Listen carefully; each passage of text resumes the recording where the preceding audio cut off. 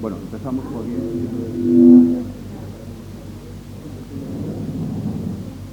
Vamos a iniciar, de acuerdo con el programa del coloquio, la mesa redonda titulada El marco físico y algunos condicionantes. Ciertamente, las circunstancias nos han obligado a modificar de alguna manera el programa y hubiera sido quizá conveniente la exposición previa de la ponencia La geografía y la ordenación del territorio extremeño. Sin embargo, a través de las ponencias de la mañana de hoy y las de ayer, creo que se pueden establecer las bases de un planteamiento sobre el medio físico y creo que sobre la marcha nos pondremos de acuerdo o no nos pondremos de acuerdo sobre esos condicionantes y el valor de esos condicionantes.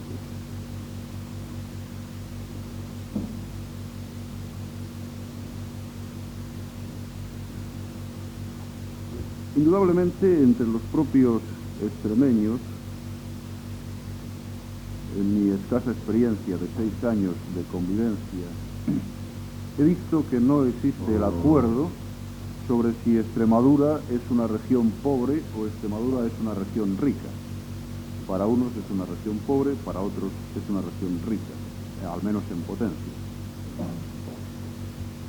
¿Qué duda cabe que el medio físico tiene un papel muchas veces decisivo, siempre importante, en estas matizaciones, en estas cualificaciones personales?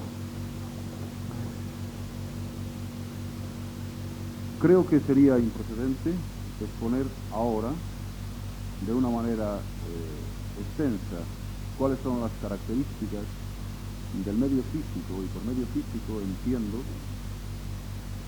el relieve, entiendo el clima y entiendo la biogeografía, la combinación de factores bióticos y abióticos. Evidentemente no llevaría demasiado tiempo. Sin embargo, existen unas vivencias personales, una experiencia que, si no siempre está cargada del grado técnico que todos deseáramos, tienen el valor de lo vivencial.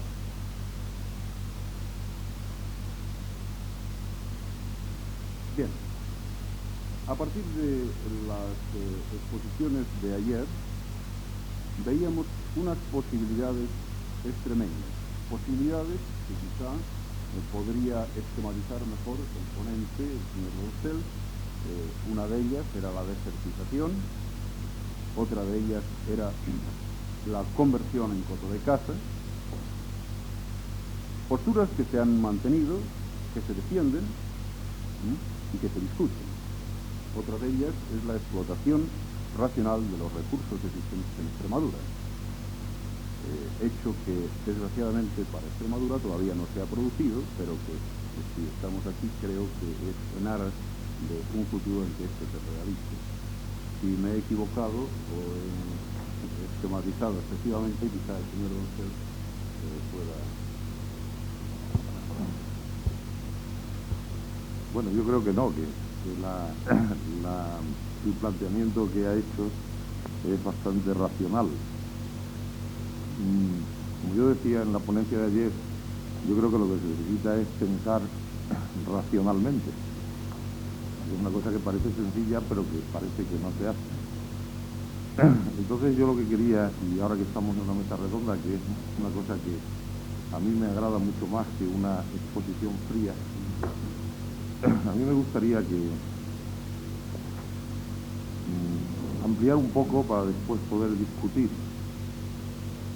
Yo creo, y aquí ya hay especialistas que pueden discutirlo, que como indique hay 3 niveles precisamente, o más bien 4 o 5 en realidad, según cómo se considere, en que hay que considerar toda la geografía extremeña. Hay un nivel de alta montaña, de bosques, de pedregales,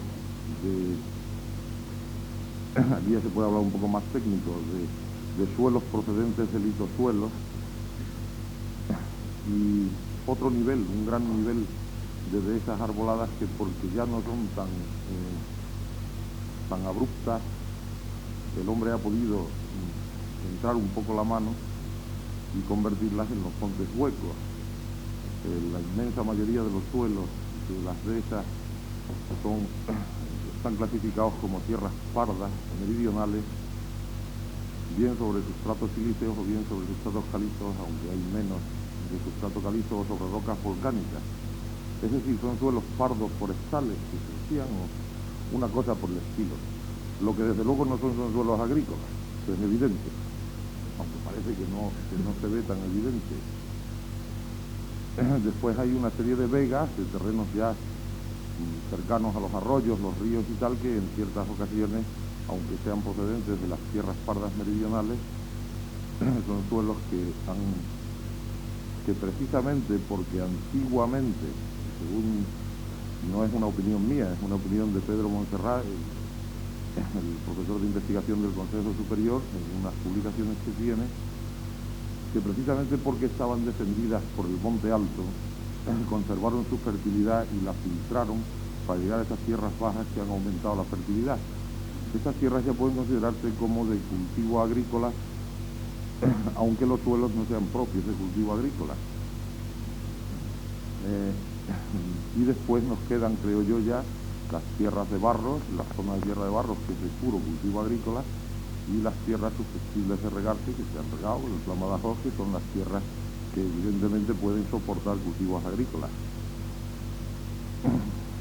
Entonces, mi opinión, y se discutirá, es que se debe dedicar las tierras de cultivo agrícola, las tierras que no lo son, a pastizales, las tierras de alta montaña se deben dejar como conservadoras de esa fertilidad, y el punto más conflictivo es el de las dehesas, que son tierras que podrían estar un poco a caballo, pero que desde luego, es mi opinión personal, no se deberían dedicar a cultivo agrícola más que para, como hacían los antiguos, que quizás no supieran nada de ecología, pero parecía que la sabían, que cada 6 o 7 años, con el fin de que los pastos no se aviejaran, y esto es una teoría moderna también de Montserrat, levantaban el suelo y daban un cultivo agrícola a la vez que quitaban el matorral, pero cada 6 años. Entonces, creo que habría que mejorar los pastos de ahí, dedicarlo más bien a pastos, puesto que tenemos una ganadería que, si se conservara también y no se introdujeran especies extrañas para meterlas en establos, podría ser bastante rentable.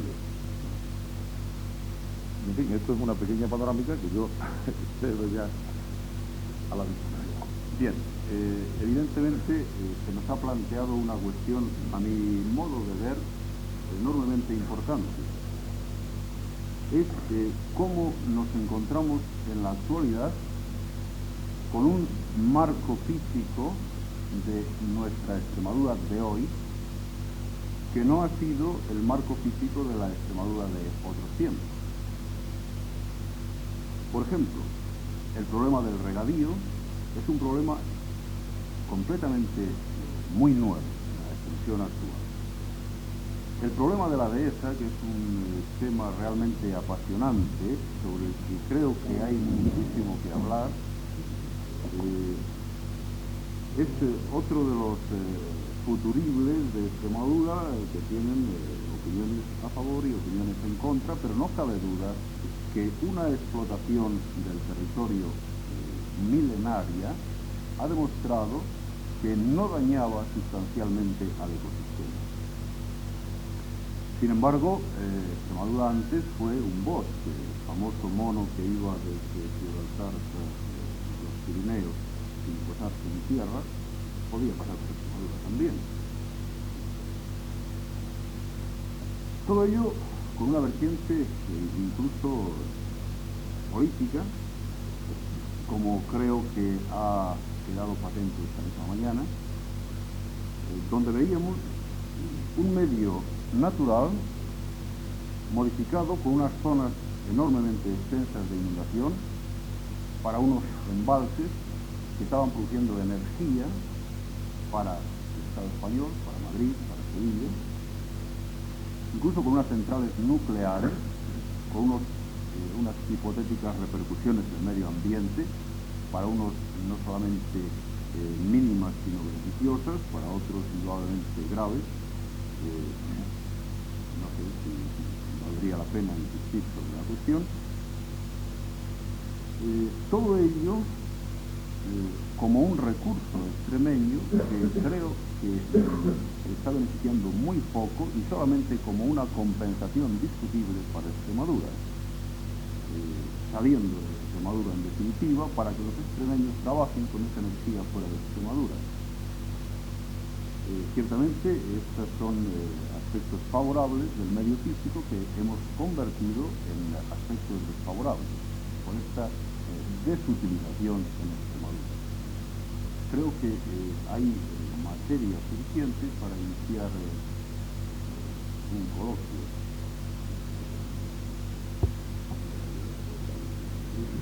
Yo me he quitado el gorro de secretario del intento de químicos, me pongo el gorro como el que un extremeño.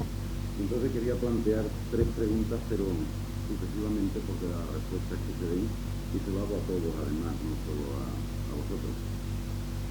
Dependerá el que siga preguntando o no. La primera es, ¿el marco físico extremeño es apto para soportar una regionalización política?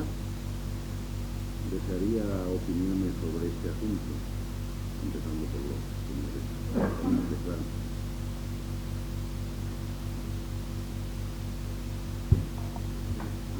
Sobre el problema de región, quizá tú podrías hablarnos de la región política, de la región económica, de la región en general. Concebida, por ejemplo, desde yo quizá iba a contestar a la pregunta en concreto, a pesar de que yo sí me quería desvestir, si es que me había vestido alguna vez, de cualquier vestido de autoridad científica, sobre todo en este caso. Es una opinión. Y es que si en otros países, concretamente en los de la comunidad, que nos están sirviendo continuamente de referencia, puesto que al fin y al cabo son los más próximos y tenemos enormes puntos en común con ellos, geográficos, históricos, etcétera, etcétera, existen regiones con apenas sustrato, un sustrato físico. Son regiones económicas en sentido comunitario, Bremen y Hamburgo, cuya extensión superficial es escasísima, me parece que no llega a los 100 kilómetros cuadrados, y es la mínima que alberga al asentamiento urbano, y por lo tanto no existe ninguna limitación física. No sé si con esto contesto a la pregunta que me hacías, es decir, no hay ninguna limitación física, pienso yo. Incluso me atrevería a afirmar más, y es que el medio físico no puede ser nunca limitador.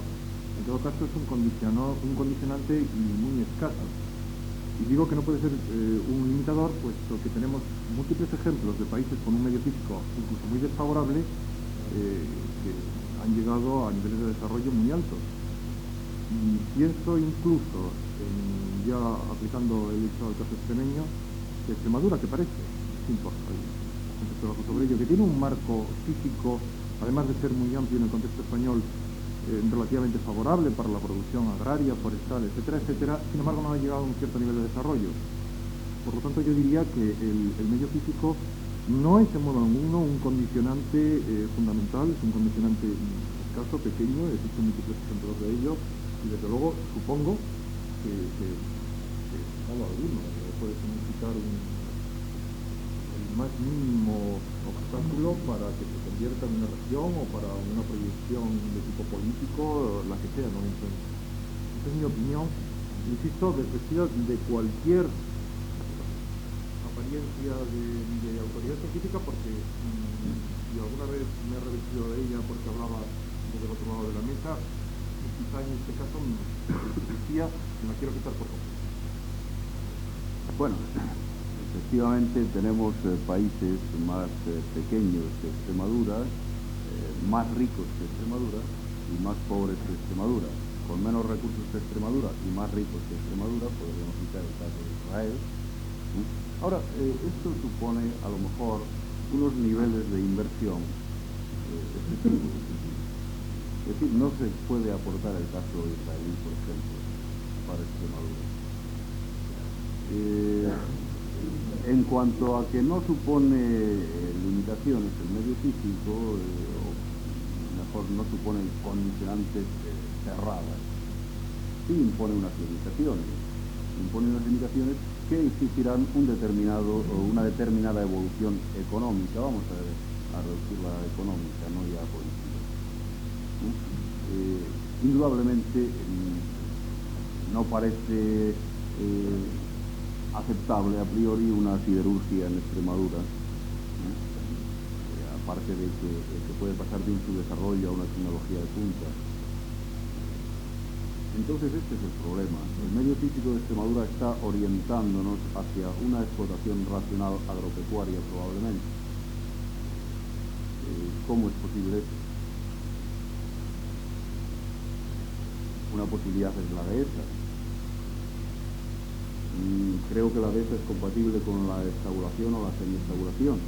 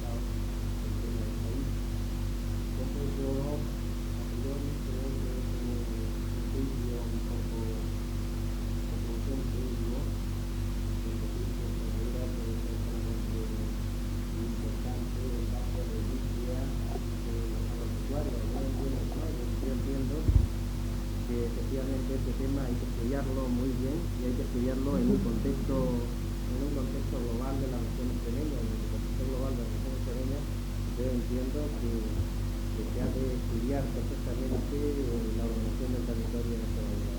Esto lo vengo yo defendiendo hace ya bastante tiempo y creo que a todos los niveles entonces sabremos en qué parte de Extremadura es necesario una industria agroalimentaria, en qué parte de Extremadura sí es o no es necesario unas industrias de energía, ya deshecho el tema de energía eléctrica nuclear o energía eléctrica no nuclear, y efectivamente pienso también que en este contexto, sobre todo muy amplio, de estudio de Extremadura a todos los niveles, no solo a nivel del economista, sino a nivel del sociólogo, a nivel del político, a nivel del técnico, a nivel de ingeniero de minas, concretamente, pues se debería estudiar Extremadura en este contexto global, en un contexto de ordenación del país. O sea, ¿qué es lo que se pretende hacer en Extremadura? Yo creo que hay que verlo desde ese punto de vista global de ordenación del país. Y desde ese punto de vista yo creo que no se fragmenta el problema de Extremadura, sino el problema de Extremadura se ve desde ese punto de vista totalmente, como vengo diciendo, global. Entonces yo entiendo que no se ha hecho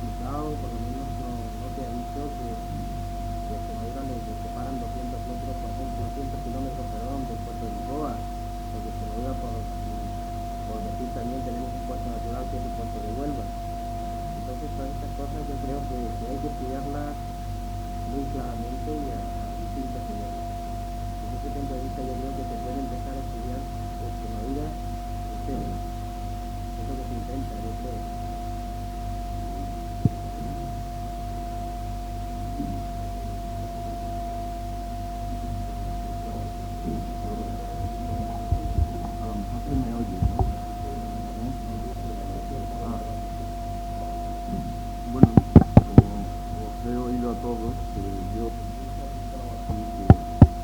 que mi particular opinión es que el medio físico de la región extremeña no solamente es idóneo para una regionalización, sino que además es muy idóneo para la regionalización. Sin embargo, aquí ha habido y todavía hay obstáculos de base, obstáculos de infraestructura que impiden claramente que esta regionalización pueda llevarse a cabo no ya a un corto plazo, ni siquiera medio corto plazo, sino que probablemente no pueda hacerse ni siquiera a largo plazo si no se llevan a cabo una serie de obras que son de carácter primordialmente público, sin las cuales Extremadura no podrá ser nunca una región con las características propias de lo que entendemos por una región. Yo siempre ya lo he repetido en otro Bravo Murillo, y lo hice mi intervención de una forma esporádica, e incluso fui papeado cuando lo dije, y entonces lo vuelvo a decir aquí. Hasta el año 50, la carretera que unía a Cáceres de Badajoz era de tierra. Me parece que creo que esto es un dato suficientemente esclarecedor de la desvinculación que existe o que ha existido entre los dos cotiledones de este garbanzo que es este garbanzo. Entonces, a mí me parece que si volvemos a irnos todos y mañana iréis todos a Cáceres, y si vais en un autobús, pues desde luego en un autobús a mí no me llevan a Cáceres de ninguna de las maneras. Si yo voy a Cáceres, si pudiera ir en bicicleta, muchísimo mejor, porque iría por la derecha, entonces ya no tendría miedo de que viniera la empresa Caballero enfrente y que me pudiera tirar por un terreno. Es decir, es que esto, tomado así un poco en un sentido peyorativo, cierta broma, pero es que es la realidad. Si resulta que Cáceres y Badajoz no se han podido comunicar de ninguna de las maneras, yo pienso que esto o se resuelve con una intervención pública. Yo pienso que, por ejemplo, la carretera de Badajoz a Cáceres debe de ser tipo Redia, es decir, como mínimo tipo Redia, para que empiece a fluir una corriente de comunicación de Cáceres entre Badajoz, de Cáceres a Badajoz inmediata. Es decir, si hiciéramos una encuesta entre las personas de Badajoz, solamente lo digo de una forma anecdótica, que conocen el barrio medieval de Cáceres, probablemente llegaríamos a una cota del 90 y tantos % de la población de Badajoz que no conoce el barrio de Cáceres, y habría que decir que algo parecido con Cáceres con Badajoz. Por ejemplo, la relación de Cáceres con Badajoz ha empezado con la universidad. Hay personas que están haciendo ya el trayecto de Badajoz a Cáceres con muchas dificultades, pero de alguna manera lo están haciendo exponiéndose a todos los males, y por ejemplo también están empezando a venir gente de Cáceres aquí a Badajoz porque viene a Galerías. Es decir, que son connotaciones muy familiares, quizás muy pequeñas, pero que nos van dando ya la connotación ya mayor, la situación en la cual Extremadura no ha estado comunicada. Los pueblos han estado totalmente incomunicados unos de otros, y esto basta con ir a los pueblos y tratar de investigar esto. Yo tengo que decir que como economista se ha hecho una encuesta en 263 pueblos de la provincia con alrededor de veintitantas preguntas muy directas, pasan de las 50 presenta con los desgloses de estas preguntas, y recordaré siempre que había un pueblo que se llama, es del sur de la provincia, que su mayor problema era la incomunicabilidad. Habían estado incomunicados toda su vida y ponían una serie de obstáculos que les habían impedido comunicarse con sus propios pueblos. Incluso esta incomunicación ha llevado consigo cierta enemistad con los pueblos vecinos. Siempre con los pueblos vecinos ha habido siempre una lucha, en cierto modo tribal, de decir somos los mejores. Pero es que aquí somos los mejores no se sabía por qué se decía, sino que existía una incomunicabilidad clara con respecto a eso. Y ya para terminar diré un hecho que sin lugar a duda no tiene solución, y de no haber una intervención del Estado en el terreno de obras públicas, ¿no? Y aquí me estoy refiriendo aquí se ha tratado el tema de la minería. Podemos tratar muchísimos más temas, pero me voy a dedicar exclusivamente al tema de la minería. Aquí, cuando hablamos de la minería en Extremadura y concretamente en Badajoz, se nos llena la boca con la minería. Tenemos todos los minerales que queramos y más. Y cuando hablamos de las reservas que tenemos de mineral de hierro, decimos que somos la zona de Europa con más mineral de hierro. Sin embargo, yo tengo que decir que la mina más importante que hay en el sur de la provincia, que está cerca de Jerez, que es la mina San Guillermo, está en estos momentos prácticamente cerrada, con un expediente de crisis encima y con todos los obreros. Con esto quiero decir que el mineral de hierro que salía de la mina San Guillermo, que es la mina más importante que tiene esta provincia, resulta que ese mineral de hierro lleva un alto porcentaje de álcalis. Con ese alto porcentaje de álcalis, el mineral de hierro es rescatado por Ensidesa y por Alto Horno. Tanto es así que cuando se les manda mineral de hierro, ya en Ensidesa y en Alto Horno, cuando ven el mineral ya sin hacer análisis, les dicen ya nos han metido 3 vagones de la mina San Guillermo, y les mandan unas cartas diciendo de los 10 vagones que habéis mandado, 3 eran de la mina San Guillermo, no volverlo a hacer. Lo digo porque yo conozco el dossier perfecto totalmente del expediente de crisis. Por eso quiero decir que entonces, si el Estado no vuelve a intervenir en ese terreno, tendremos una reserva de minerales enorme. Sin embargo, nadie nos admitirá este mineral tan importante, sencillamente porque tiene un índice de álcalis elevado, y ni Ensidesa ni Alto Horno, y probablemente una otra siderúrgica no la admiten. Por esto quiero decir que inmediatamente tiene que venir una inmediata intervención del Estado, y en este caso tendría que ser el INI, el que financiara la implantación de una planta de pellotización de mineral de hierro en la zona. Concretamente tendría que ser en Pedregal del Sierra.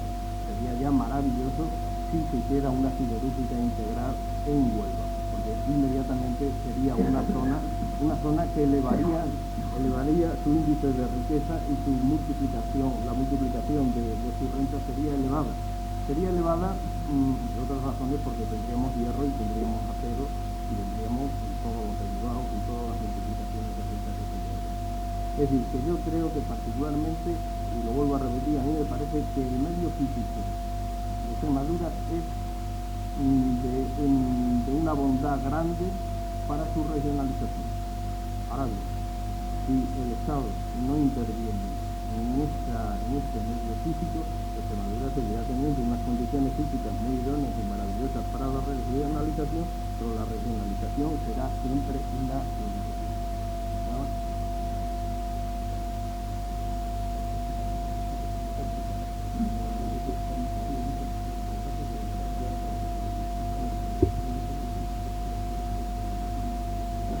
Bueno, yo después de lo que he oído, estoy bastante de acuerdo con este señor. Sin embargo, quería hacer una pequeña observación. Usted me parece que habló sobre que el desarrollo regional de Extremadura tenía que potenciarse fundamentalmente en la explotación agropecuaria. agropecuaria. Y, sin embargo, mi opinión particular es que el desarrollo de una región debe tomar en cuenta todos los condicionantes de esa región, hacer un estudio de todos ellos y desarrollarla totalmente. Si únicamente nos limitamos a una explotación agropecuaria, ya lo hemos visto en todos los países en desarrollo, los que se dedican a la agricultura se convierten en regiones o ciudadanos de segunda clase. Y no creo que ese sea el ideal de una región. Que en Extremadura existe una base fantástica para la explotación agropecuaria con mucha más cabeza de lo que se ha hecho hasta ahora y aprovechándolo mucho mejor, e incluso sacando industrias, que es un punto muy importante basadas en esa explotación. Eso hay que considerarlo, pero hay que también, con un estudio profundo, considerar todas las otras posibles facetas. Que exista en Extremadura y fundamentalmente en Badajoz una base importante minera, y que esta base minera no se aproveche, no solamente como minería en sí, que parece que no se explota racionalmente en todas sus posibilidades, con problemas como los que el señor que acaba de hablar le estaba indicando, sino también el aprovechar esa minería no para sacarla fuera, un mineral que, vuelvo a repetir, sigue dejando a la región que hace esto en región de segunda clase, sino aprovechándolo aquí mismo para implantar las industrias que puedan aprovecharse de los minerales para su manufactura y para sacar un producto de mucha más calidad y mucha más altura que lo que es el mineral.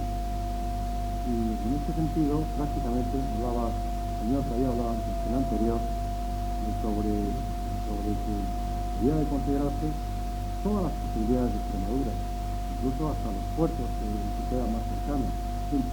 Todo ello, efectivamente, partiendo de un principio claro, como en todas las partes del mundo, que hay que tener una infraestructura que es la base de todo, la base hasta para poder moverse. Una infraestructura que en estos momentos es muy floja, empezando por la infraestructura viaria y siguiendo pues por la educacional y por ¿no? Pues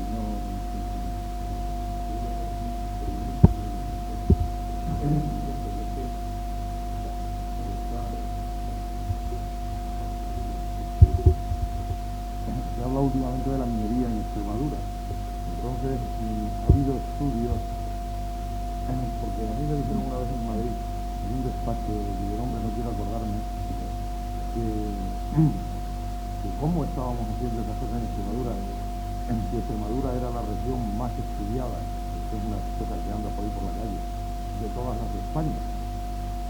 Yo tuve que decir, haciéndolo mucho, que Extremadura era una de las regiones más estudiadas y peor estudiadas, con peores estudios, porque yo creo que aquí estudios serios se han hecho muy poco.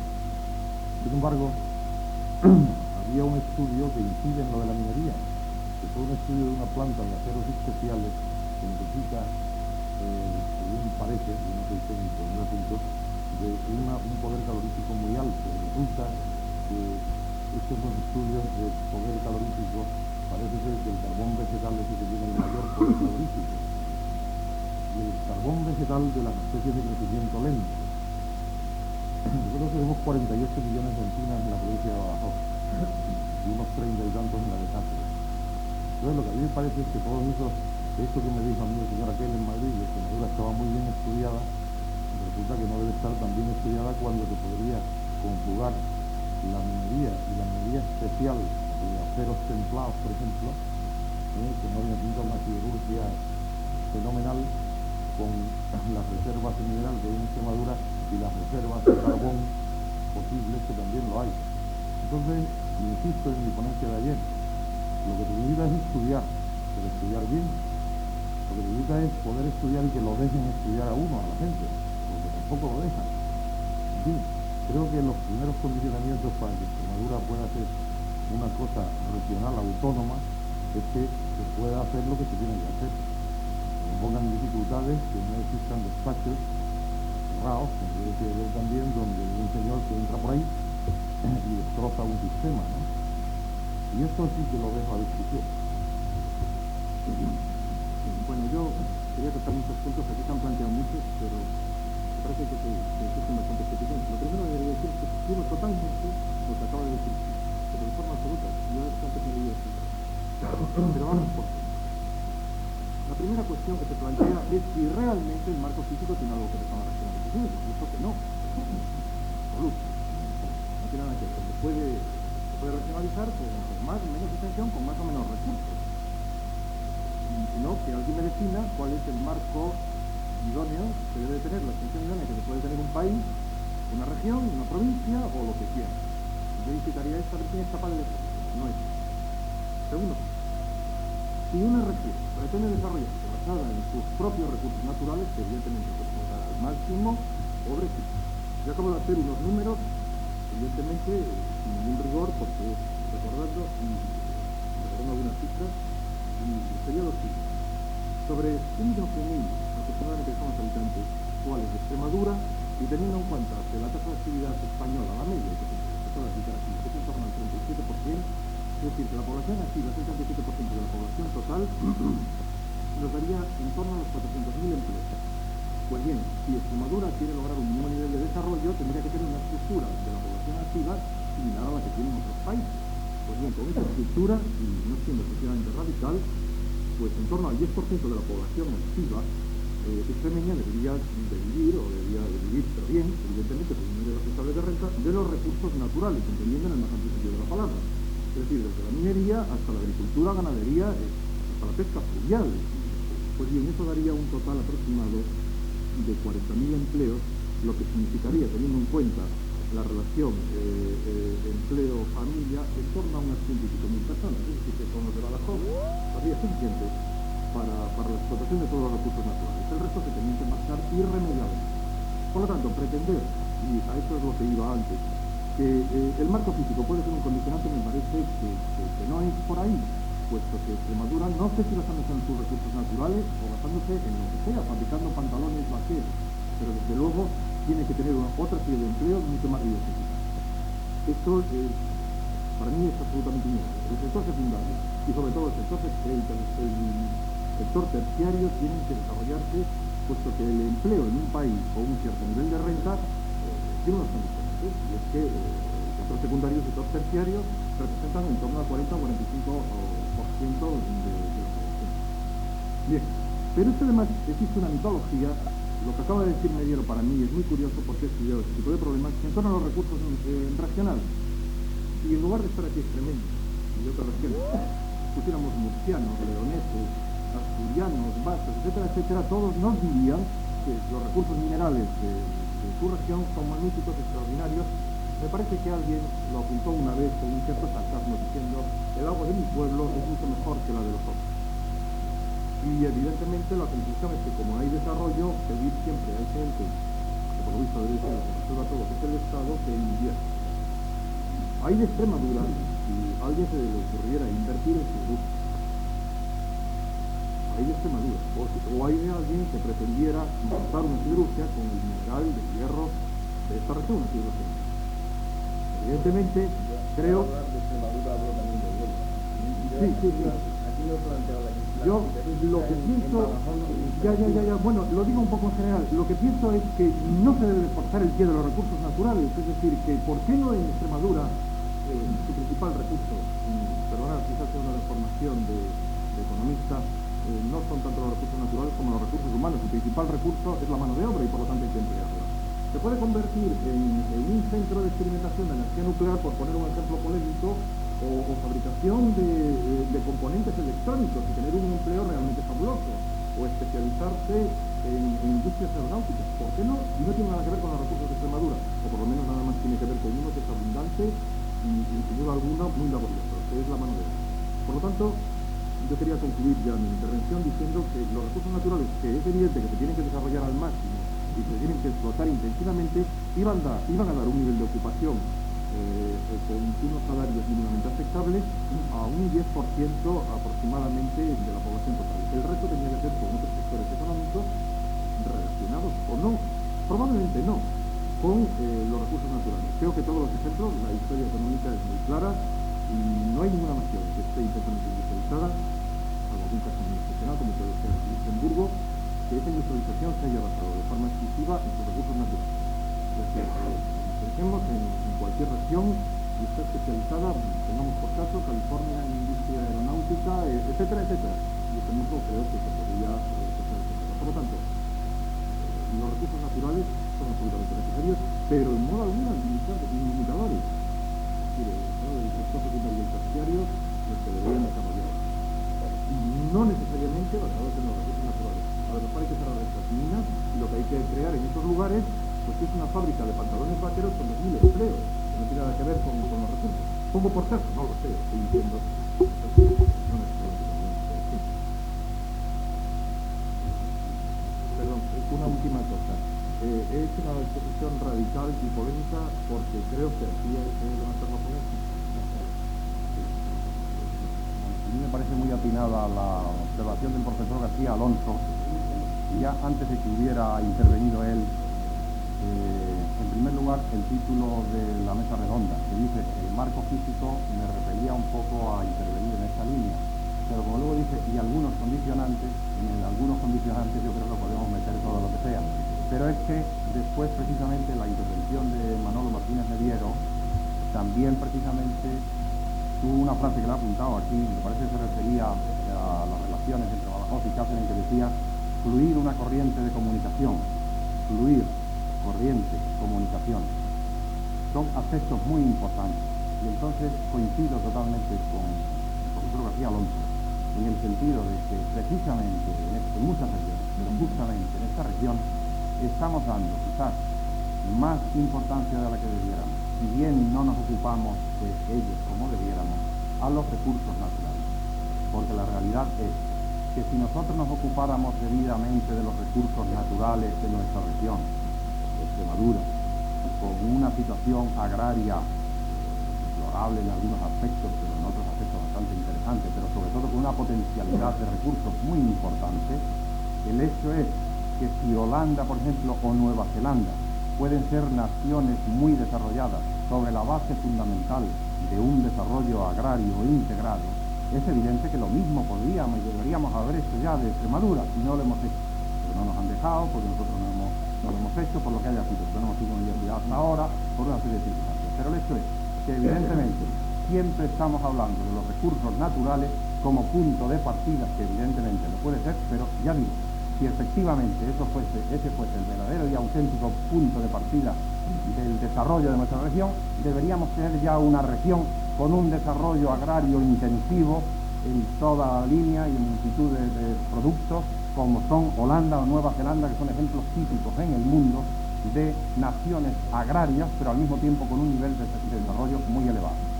Pero es que, y con esto empalmo con algunos condicionantes, es que precisamente ese exceso de hablar mucho de nuestros recursos naturales, agricultura, minería, etcétera, etcétera, pero que luego no hacemos nunca nada definitivo y positivo y globalizado sobre todos ellos con la intensidad suficiente, nos hace olvidarnos de todos esos factores a que ahora aludía el profesor García Alonso.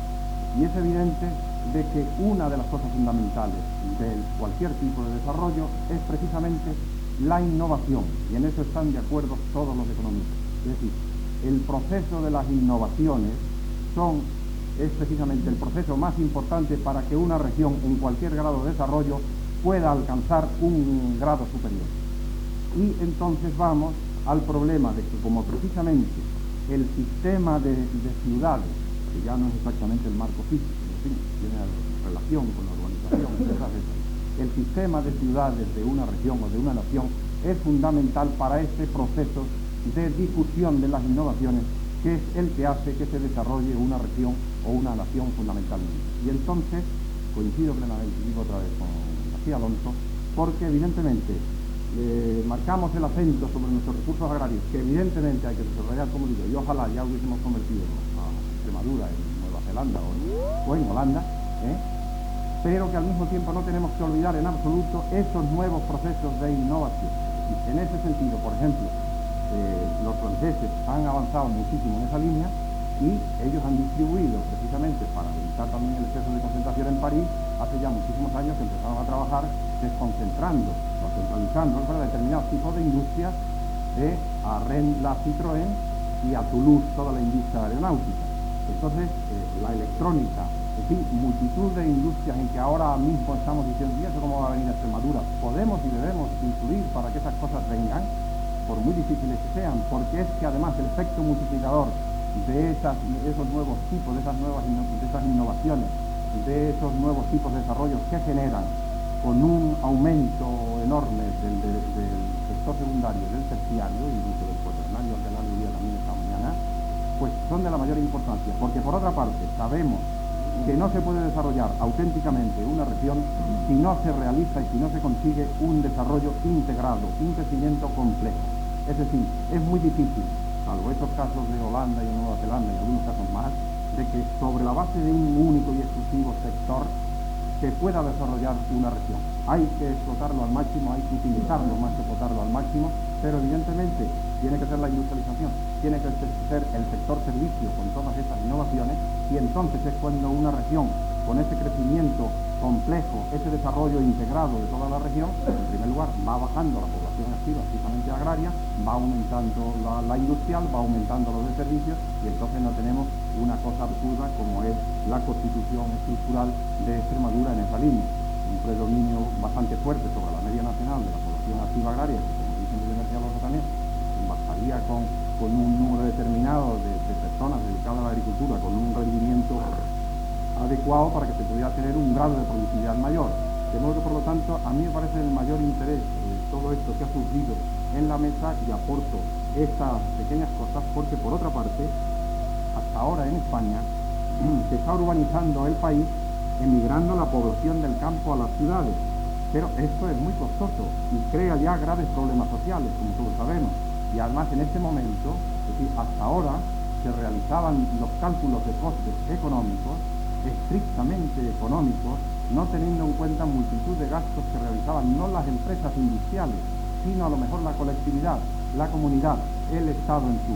Es decir, si en este momento decimos el abastecimiento de aguas de Madrid o de Barcelona cuesta tantos miles de millones de pesetas, porque lo está costando y lo va a costar más, o el metro de Madrid, que ahora está precisamente del candelero, todas estas cuestiones con unos precios políticos, etcétera, cuestan miles de millones, que por otra parte, como hay un grado de concentración de la población, tienen derecho también a tener un cierto grado de desarrollo de todo este tipo de cosas, pero por otra parte ya se plantean no solo los costes económicos, sino los costes sociales de las aglomeraciones, y están muy avanzados los economistas que son más conocedores de todo este tema que yo. Resulta que estamos llegando ya en este momento a un punto en el que los costes económicos y sociales de las aglomeraciones hacen ya prohibitivos determinados proyectos de desarrollo de esas grandes aglomeraciones, y entonces ya es cuando se empieza a pensar en que hay que desconcentrar, y ya pasó en París, ya pasó en otros sitios, precisamente por esa circunstancia. Entonces debemos aprovechar ese momento en que ya hay esas oportunidades de que ya se empiezan a llevar las manos a la cabeza de lo que cuesta todo eso y de la construcción de nuevas ciudades. El otro día el ministro Garrigues visitaba la nueva ciudad esta próxima a Madrid, que no recuerdo cómo se llamaba, y hablaba de que, claro, que nuestra economía no se podría permitir las viviendas unifamiliares, etcétera, etcétera. Bueno, pero una cosa es eso y otra cosa es que si las grandes aglomeraciones urbanas del país cuestan tanto, lo que sea, que hoy día se puede evaluar no solo en sus costes estrictamente económicos, sino en los costos sociales. Por ejemplo, la cantidad de trabajadores que en Madrid tienen que ir, por ejemplo, de Alcorcón a la carretera de Burgos, atravesando todo Madrid, con medios de locomoción puestos o no puestos por las empresas, etcétera, etcétera, son costes que gravan o sobre el propio individuo o sobre la empresa correspondiente o sobre la colectividad por los precios políticos que se pagan por esos transportes. En consecuencia, si ese coste se evaluase bien, que hoy día hay medios ya para acercarnos a ellos, ese coste se podría realizar una política de desarrollo regional, por lo menos hasta esa cifra, que beneficiase a las regiones poco desarrolladas del país, entre ellos Extremadura. Y entonces podría plantearse otro sistema distinto, también costoso evidentemente, pero no llegando a ese coste de las grandes aglomeraciones, evita los graves problemas y los costes sociales de la gran urbe. Y ese sería urbanizar el territorio llevando el nivel de vida urbano al campo, es decir, no a todos y a cada uno de los puntos, porque eso es prácticamente imposible, pero evidentemente si se comarcalizan determinados servicios, si se un mínimo de las condiciones humanas para transformarlas infrahumanas en humanas en multitud de los campos españoles, en lo que realmente deba ser, porque no tampoco, es decir, tenemos que pensar que multitud de los municipios españoles, los 9.000 y pico de municipios españoles que todavía perviven de los tiempos de la Reconquista, tienen que seguir existiendo, evidentemente, humanamente tienen que seguir existiendo, porque allí hay españoles entrañables que tienen tanto derecho como nosotros a vivir allí donde les dé la gana, pero no cabe duda que desde un punto de vista racional hay que tender a favorecer una cierta concentración en unas ciudades comarcales, en unas poblaciones comarcales, ligados todos a un sistema de capitalidades regionales, de una trama básica de poblaciones, de ciudades de primero, de segundo y de tercer orden, que con unos mínimos servicios evitarían todos estos costes enormes de las aglomeraciones y demás y favorecerían el desarrollo de las regiones poco desarrolladas. ¿No? Que a mí me parece de enorme interés todo esto que se ha planteado, y hay unas líneas de investigación y de realizaciones la mar de importantes en todas las zonas. Sí, yo creo que me habéis dado la razón. Es que yo todavía no sé qué es lo que estamos aquí discutiendo. Yo lo único que he dicho es que aquí, es que tú fíjate, Manolo, Martín, para que se llegue a realizar todo eso que tú has dicho, tú estás hablando de Holanda, hablas de París, hablas de Francia, de Finlandia, pero oye, es que estamos hablando de una zona súper desarrollada. Aquí, Monterrubio de la Serena, tú verle hablar a Monterrubio de la Serena a ver qué hacen allí para hacer para irse a, yo qué sé, a Llerena o a Zuaga. Es que aquí el principal problema que tiene Extremadura, y no es el único, es que yo podría estar aquí hablando hasta las 12 de la noche o más sobre, he tratado el tema de la minería porque ha surgido el tema de la minería, pero os hablo del que queráis. Y con esto no es que estoy diciendo. Yo he dicho que sin infraestructura aquí no se puede hacer nada. Es decir, lo queráis o no lo queráis, es decir, sin infraestructura, y que no es que no estemos diciendo que venga el Estado a solucionarlo, es que desgraciadamente es así. Es decir, que aquí hay 23.000 millones de pesetas metidos en los bancos, es decir, me parece que ya llegan a 26, y no hay más. Aquí ya no hay más dinero, el dinero depositado en avista, plazo, y eso es el dinero que hay. Y para hacer si alguien ha dudado más de la minería en esta provincia, he sido yo.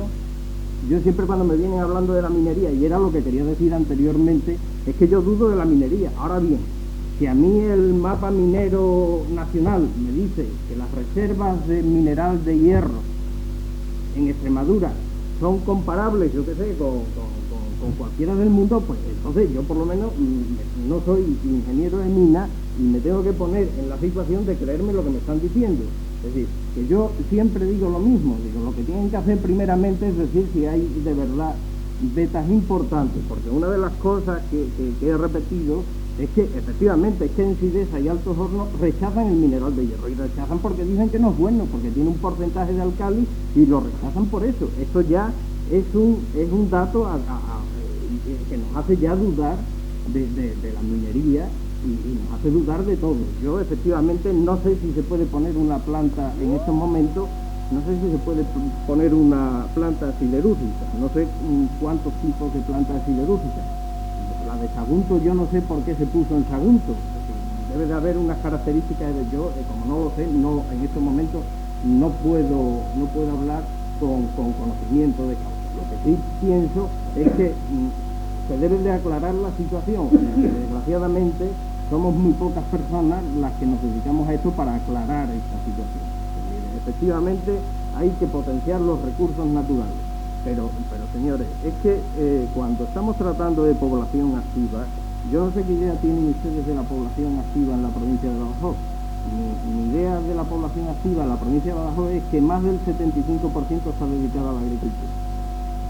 Ahora mismo, si se coge el último libro, que yo todavía no lo tengo, del Banco de Bilbao, yo no sé por dónde irán, porque estos hacen las cosas todos los años a su manera y el último año iban, no sé, por el 47%. Yo tengo que decir que eso es mentira. Es decir, aquí en Badajoz hay que pensar población activa del 65% para arriba de toda la población total activa. Y todo lo que sea bajarse del 65% es estar equivocado. Hay pueblos que tienen el 80 y el 90% de la población activa dedicada. Efectivamente, hay que desarrollar los recursos naturales, pero indudablemente esto hoy por hoy es un misterio.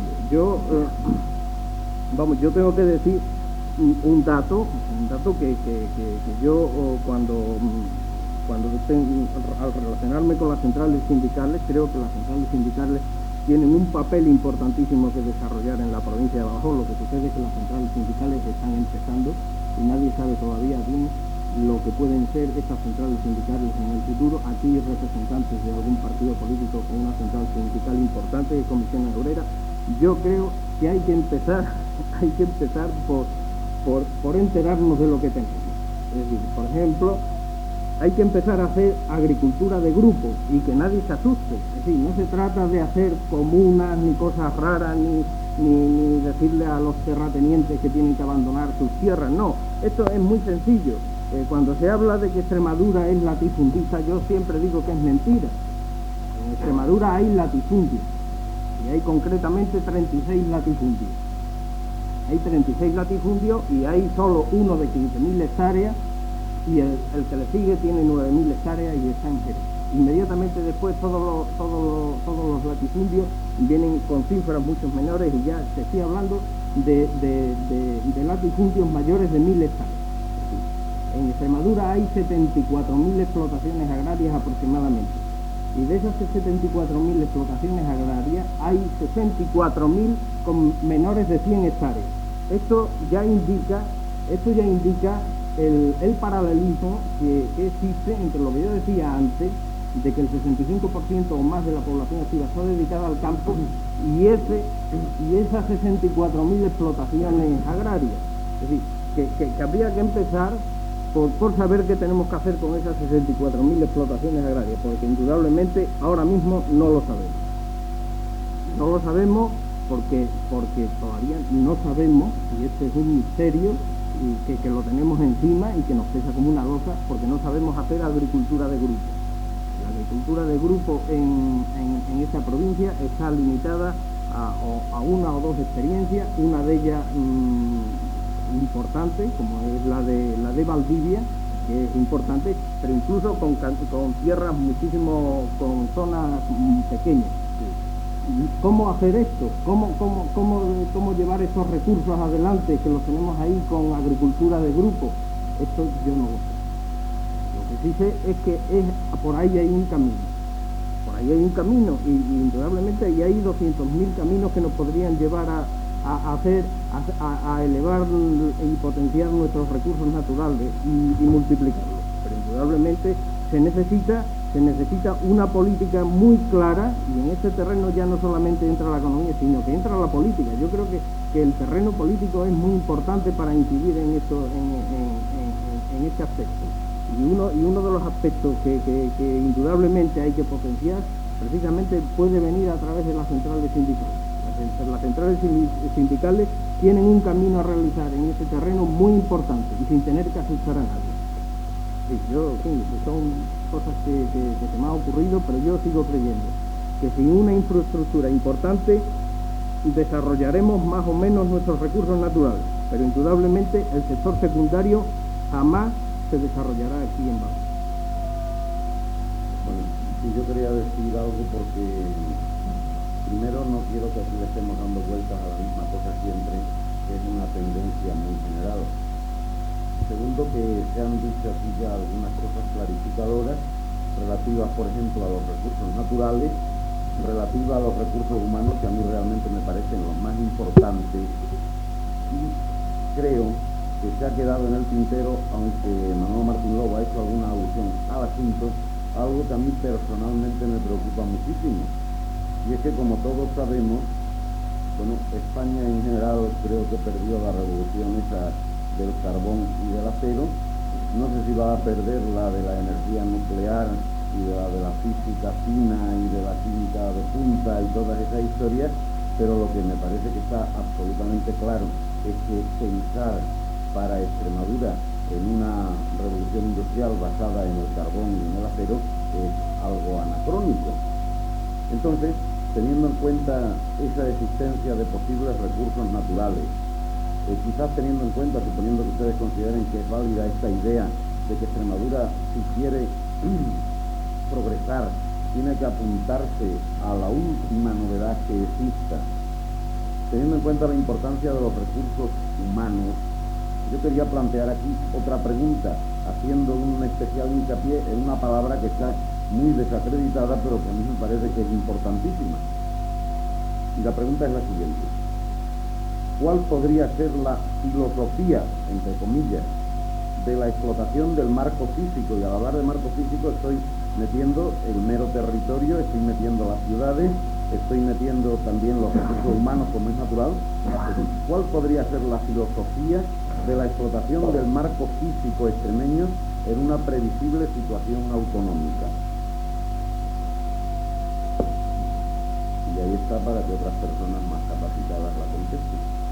Pero realmente es que es la pregunta absolutamente fundamental, porque ahora que no me oye casi nadie, pues podemos decir que nos estamos metiendo en ese barullo de la autonomía como el que se mete en un baño caliente. Bueno, pues ya saldré, pero resulta que no, pero el invento no es así. El invento es muchísimo más complicado, que la autonomía no es simplemente que de repente haya un ministro del Interior de Extremadura o un ministro de Extremadura, que probablemente es lo que muchos piensan. Es que eso es muchísimo más grave. Es tan grave que de que eso se encare como es debido, va a depender nuestro futuro, el de los extremeños, el de los que estamos aquí. Y una de dos, o eso se encara como es debido, o el próximo Hombrillo pues lo tendremos que hacer en Vizcaya o cosas por el estilo. Esto es algo que alguna vez ya había dicho yo antes y que lo han dicho otras muchas personas, pero es que es así, y todo lo demás es un cuento chino. Y vuelvo a repetir eso que dije el otro día en la presentación del Bravo Murillo ayer, que lo que ocurre es que la mayoría de los extremeños, Extremadura no importa un rábano, porque el que más y el que menos se va comiendo sus 4 garbancitos cada día, y entonces lo que pasa a su alrededor pues le tiene al fresco. Piensa que bueno, que se morirá antes de que esto se termine, o de que siempre podrá encontrar un empleo en Barcelona, o de que vendrá el Estado y hará una carretera y ahí encontrará un puesto de trabajo, o alguna otra